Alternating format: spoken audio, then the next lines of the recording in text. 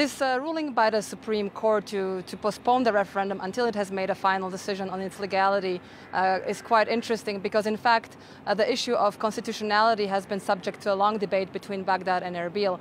Baghdad has been claiming for some time that an independence referendum is illegal, while the Kurds have insisted on their right to self-determination and secession.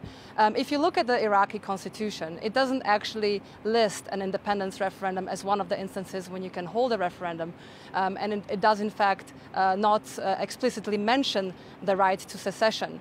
There is a mention of a right to self-determination in the preamble of the Constitution, but whether or not that automatically translates into a right to secede is unclear. And in the case of any disputes over the legality of a referendum, it is in fact the Supreme Court that is supposed to make a ruling. So today's statement by the Supreme Court really carries quite a lot of weight, and it's a lot more important than, for example, last week's vote in the Iraqi parliament that this is illegal, because in fact the Iraqi parliament doesn't really have a mandate to do that. So what remains to be seen next is whether the Kurdish regional government will actually decide to go ahead with the referendum anyway. They have so far defied any resistance from Baghdad to postpone or even cancel this referendum.